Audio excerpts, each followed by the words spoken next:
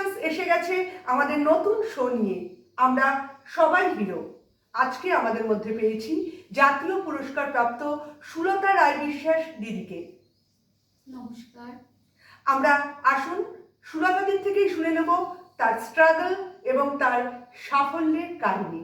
সুলতা দি, আপনি দর্শকদের সাথে শেয়ার করুন। আজকে যে মহান কর্মের জন্য আপনি রাজ্য স্তরে পুরস্কার পেয়েছেন, ন্যাশনাল অ্যাওয়ার্ড পেয়েছেন, সেই কর্মপদ্ধতি যদি আমাদের দর্শকদের সাথে সেই কর্মের কথা শেয়ার করেন।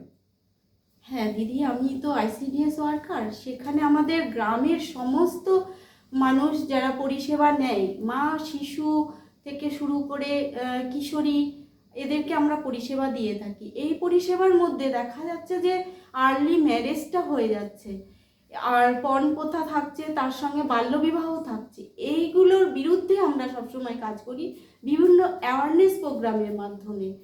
তো সেখানে আমাদের বিভিন্ন অফিস, বিভিন্ন দপ্তর আমাদের সঙ্গে সহযোগিতা করে, তাদের সহযোগিতা নিয়ে আমরা কাজ করি। এছাড়াও আমরা নারী পাচার, পণ প্রথা, এদের বিরুদ্ধেও আমরা কাজ করি। সেখানেও আমাদের নানা রকমের অ্যাওয়ারনেস প্রোগ্রাম করতে হয়, না হলে পরে গ্রামের মানুষ এই বিষয়ে বুঝতে পারে না। তারা পণ প্রথাকে মেনে নিয়ে নানা রকমের পণ দিচ্ছে ঠিকই, কিন্তু পণ দেওয়াটা যে একটা দণ্ডনীয় অপরাধ, সেটা আমরা ওদেরকে অ্যাওয়ারনেস প্রোগ্রামের মধ্যে দিয়ে বুঝিয়ে এটাকে আমরা ওদের কাছে গিয়ে বলি। এই যে এত সুন্দর জনকল্যাণমূলক, সমাজ কল্যাণমূলক কাজ আপনি বা আপনারা করে থাকেন, এটা কি খুব সহজেই হয়ে যায়, নাকি এর মধ্যে অনেক প্রতিকূলতাও আসে? এই কাজ করতে গেলে অনেক রকম বাধার সম্মুখীন হতে হয়, এমনকি আমাদের থ্রেট কল দেওয়া হয়, মৃত্যু ভয় পর্যন্ত দেখানো হয়। তবুও আমরা ভয় না পেয়ে কাজ করার জন্য এগিয়ে চলি।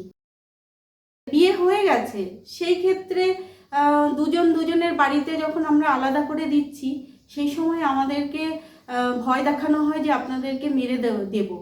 এভাবে আমাদের ভয় দেখানো হয়, আমাদের প্রতিকূলতা আসে। তা সত্ত্বেও আপনারা পিছিয়ে না পড়ে এত সুন্দরভাবে কাজ করে যাচ্ছেন। এ পারিবারিক কোনো বাধা বা পরিবারের তরফ থেকে কোনো ঝামেলা বা প্রতিকূলতা যদি একটু শেয়ার করেন। হ্যাঁ, পরিবারের সমস্যা তো আছে, আমার নিজেরই আছে।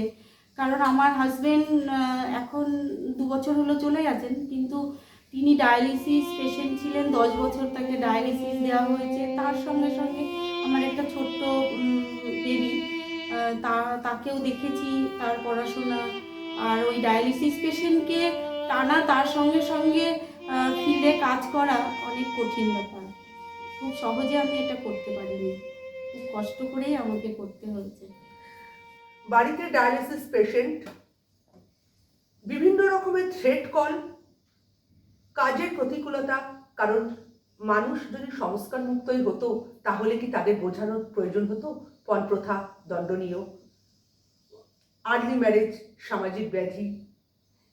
এত কিছুর মধ্যেও আমাদের এটাই দর্শকদের কাছে বলার যে এরকম প্রতিকূল পরিস্থিতি, থ্রেট কল, প্রাণের ভয়, বাড়িতে পেশেন্ট, ছোট বাচ্চাকে মানুষ করার প্রয়াস, তার মধ্যেও সুলতাদির মতো দিদিরা এগিয়ে যাচ্ছেন। এরা আছেন আমাদের পাশে। এরা পুরস্কার পাবেন না তো কারা পাবেন? এরা পুরস্কার পাওয়ারই যোগ্য, তবে পুরস্কারটুকু শেষ কথা নয়। শিল্পী ক্রিয়েশনস মনে করে এরা আমাদের সকলের সম্মান পাওয়ার যোগ্য। এরা আমাদের সমাজের হিরো। এরাই হিরো। ইয়েস, আমরা সবাই হিরো।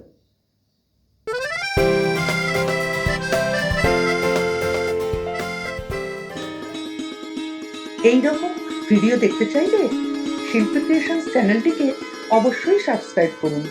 আর ভালো লাগলে like, comments and share please.